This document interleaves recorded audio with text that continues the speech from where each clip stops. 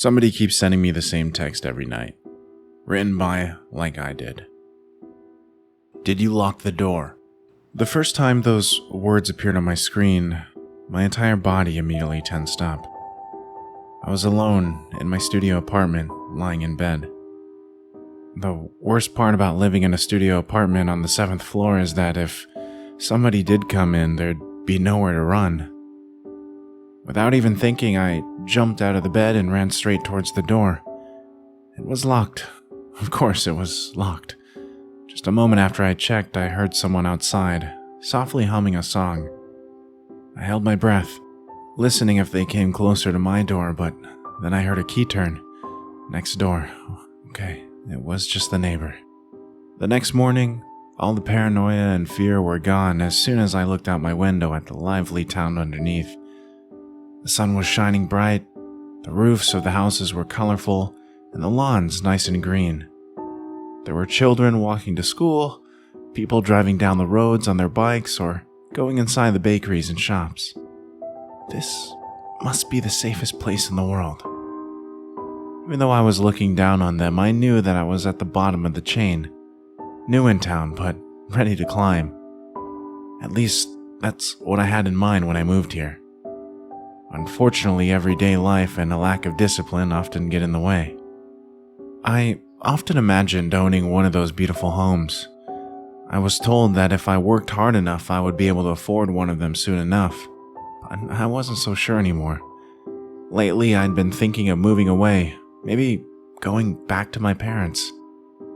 Right as that thought crossed my mind, my doorbell rang. Ding dong! Joe was there to pick me up. He rang my door every morning to pick me up for work.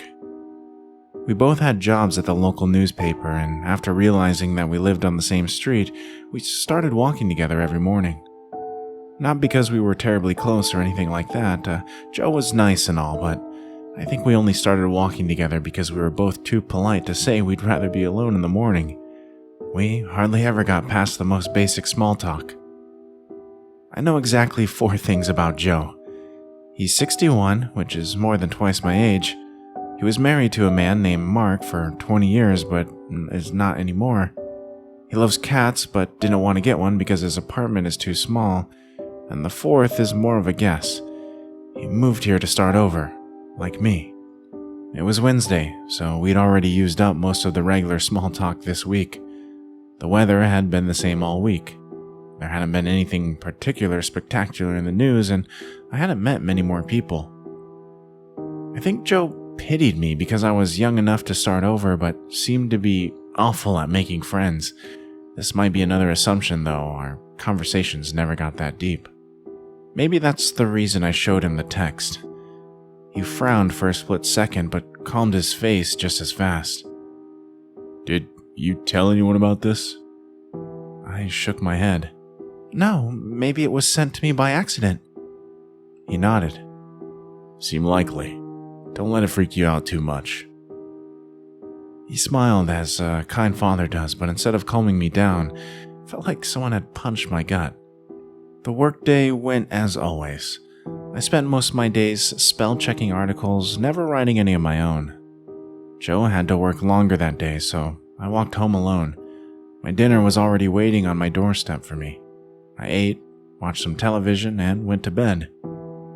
It was a quiet, usual evening until the clock turned 11:20 and I received the text of the night before. Did you lock the door? This time I decided to text back, who is this?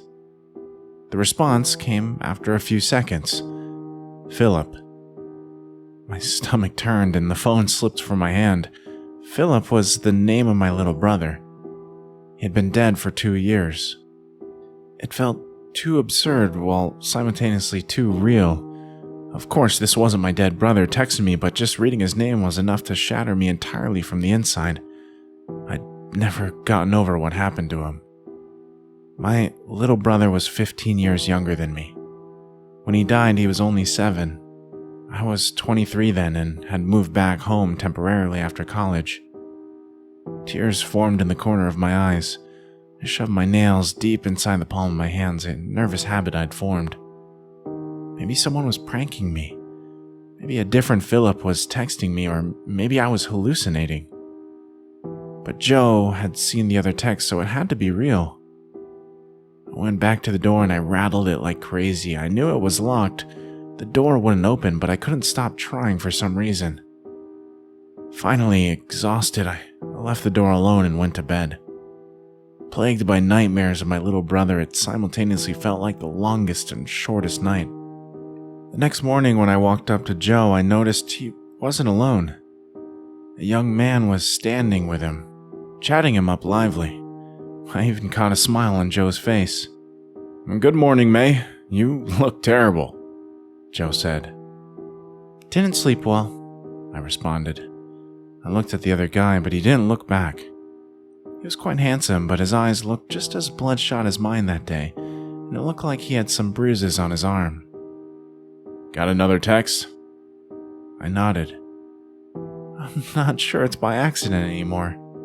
"What kind of text?" The new guy suddenly asked and quickly added, "Sorry, don't mean to be nosy."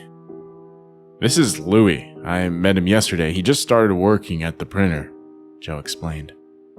"I'm also your next-door neighbor, I think. At least I was told the girl next door worked at the paper too. Did you make all that noise yesterday?" He laughed nervously. "I thought my new neighbor was a woman. I heard her humming in the hallway." Louis' face turned as red as Joe's hair. Yeah, no, that was just a visitor." Joe and I exchanged a quick look, but then the three of us started walking to work. After a few minutes of silence, Louis asked, "So, what is this whole text thing about?" I started chewing my lip, wondering if I should tell him. "So, somebody keeps texting May if she locked her door," Joe answered for me. When did this guy get so talkative? "That's odd." Louis scratched his head. "It's always locked, right?" "Of course, every night." I planned on walking home alone after work, but then I heard someone call my name. It was Louis. "Hey, wanna walk home together?" "Joe told me to catch up with you. He has to work longer." "You two seem to get along quite well," I said. I didn't even mean to, but I think I sounded slightly sarcastic. "Afraid I'm gonna steal your best friend?" Louis joked, and I actually had to laugh. "Kinda." Louis smiled. He told me I remind him of his son. He was around my age." "Was?" I asked. Louis nodded. "Car crash. Joe made it. His husband and son didn't." I felt a sting inside my chest. Poor Joe. "Was he the one driving?" I asked. He nodded again. "Was it his fault?" Louis shrugged. "We all have a past, right?" I didn't say anything until he suddenly grabbed my arm. The entire atmosphere shifted in a matter of a second. "What's yours, May?" I looked into his eyes and all the former friendliness was gone. I wasn't sure if what I was seeing was anger or fear. I tried to free my arm, but he wouldn't let go. We were only a few houses away from home, and I suddenly did not like the idea of us walking in there together. He probably caught the look of fear on my face before he suddenly let go. "I'm sorry," he whispered and looked around the street. There were no other people outside. I know I'm not supposed to ask, but the text you get about the door is so weird. Why would they ask you if the door was locked if they're the ones locking it? And why are they locking it only at night? What is it we and the other people really do here in town? She comes to me almost every... Now, I was the one grabbing his arm. "Stop talking." We walked up to the 7th floor. Dinner was waiting at both of our doorsteps. I wouldn't have gone up with him, but I knew he wouldn't do anything. None of us would. That night I slept through the text, but was woken up when I heard someone scratching at my door from the outside. "You didn't lock the door?" I heard a familiar voice speak. My body tensed up and my breathing stopped. The doorknob rattled. "You can call for help, but it will be too late. Somebody must die." I shivered. "That's what the intruder said before opening the door and walking up to the little Stop!" I screamed and walked up to the door. Why are you doing this to me? I shouted and punched the door. Why? Then I heard a loud bang from the wall behind me. It sounded like my neighbor was hitting his fists against it. Don't! I heard Louis's muffled voice from behind that wall, but I ignored him. I want to leave, I shouted, and then I heard the lock turn from outside. The door opened and in front of me stood a woman. I don't know her real name. She's introduced herself as Miss M. I'd met her many times before, and every time she looked calm and friendly. She was supposed to appear like a therapist, one you could trust. But I knew it was just her shell. She tilted her head. Oh, May, you'll never make progress like this. Where do you want to go? Oh, to my family, I cried. Oh, to your brother's grave and your parents who will forever rightfully blame you? She was right. There was no other place for me to go. This town was something out of a dream, a place that accepts anyone with nowhere to go.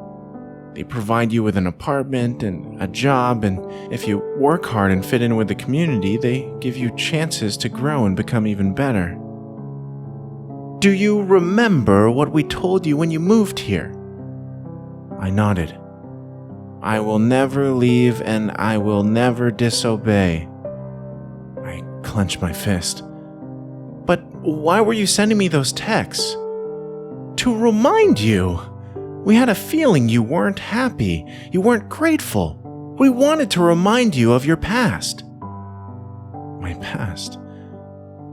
I'd just been back from college for a short time. I wasn't ready to get serious about life yet. My parents were gone for the night and asked me to watch my brother. I didn't think it would be a problem if I went over to my friend's house for just an hour. Philip was fast asleep in bed. I hadn't realized that I didn't lock the door before leaving. Did you make Louis ask me about that? Mrs. M smiled. I thought the two of you could connect. He's blaming himself for dead children as well. She chuckled. I didn't respond to that. Whatever happened couldn't have really been Louis's fault because he would be in prison and not here. They want us to believe it's our fault, so we will stay. But he found us, and we are here to give all of you a second chance at life. I took a deep breath. I know, and I appreciate that. When the citizens stay long enough, they really get turned. When they move into their house, their brains are washed so thoroughly that Miss M and the others in charge can do whatever they want with them. I realize how terrible it sounds. When I came here, I really thought I didn't deserve a decent life.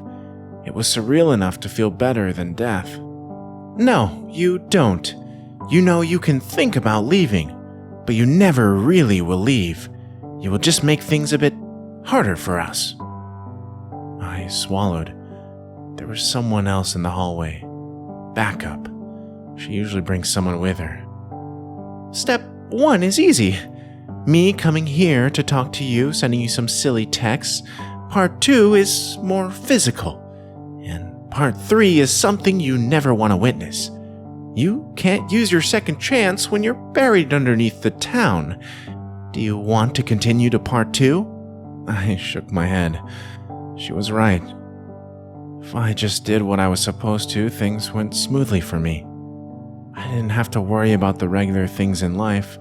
I don't have to buy my own food, make sure I have a job, or try to even earn forgiveness. Everyone here has done something.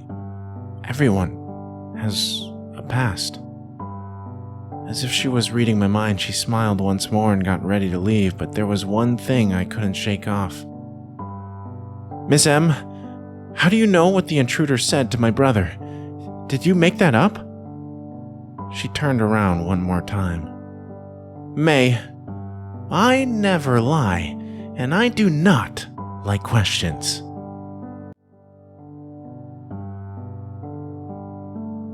So again, that was the story. Somebody keeps sending me a text, and that was written by Like I Did. This author is amazing. They also did the tape series, which was one of my favorite. That was why I put it up originally on the channel here. some of the first videos that I did, along with the Dr. Warley Adventure Club.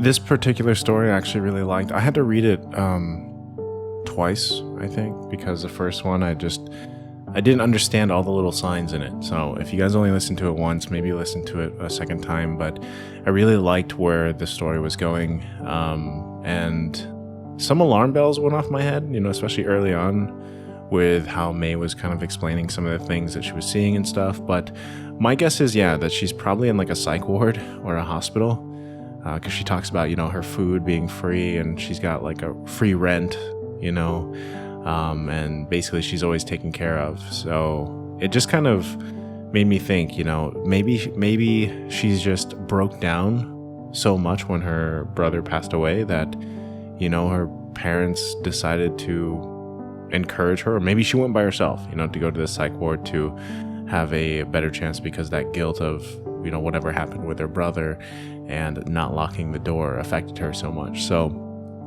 yeah, again, I just really like this story. It kind of made me think. I like the stories that make me think more, and I feel like this was definitely one of them. So I hope you guys enjoyed as well, and would love to know your guys' thoughts in the comments below. I always love reading your comments, so thank you so much. We're getting really close, by the way, to 500 subscribers, and as this is just kind of like my side project, passion project for me, I really do appreciate you guys tuning in, and especially when you guys comment. Thank you so much, and we'll see you guys in the next one. Sweet dreams.